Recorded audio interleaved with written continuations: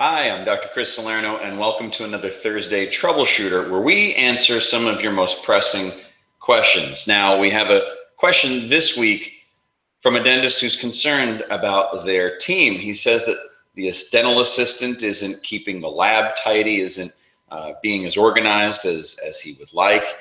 He's concerned about the front desk taking too much vacation time. He's concerned about the hygienist not wanting to book patients at certain hours so that they can make sure they get out on time. It just sounds like there's a lot going on in this dentist's office, and he has actually lost a bit of control in terms of managing his team.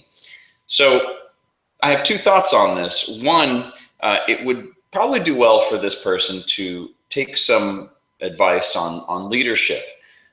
It's not an easy thing to fix, but some of us can be a little quieter, a little more introverted. We don't want to hurt anyone's feelings, and we don't want to come off as being a bad guy, and that's fine. But I think that what many dental teams are looking for is a confident leader and someone who can say, well, this is what our policies are, and this is how things should be, and without being rude or disrespectful, can stand up for themselves and for the best interests of the practice and the rest of the team. When one member of the team isn't pulling their own weight or is coming in late or whatever it might be, it does affect everyone else. So that's the first one, is to find some courses, some books to improve leadership. Admittedly, that's not an easy task, but my second point is a much easier task, and that is to create 3 books for your practice. The first is a office manual, employee handbook, if you will. The second is a book of job descriptions, and the third is a book of office systems. These are 3 books that I believe every practice should have.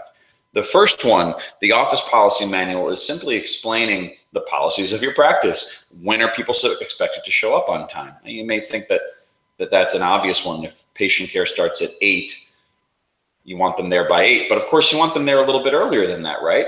So should an assistant who has to set up the operatories and prepare for the patients, do you want them there at 7:45? Do you want them there at 7:30?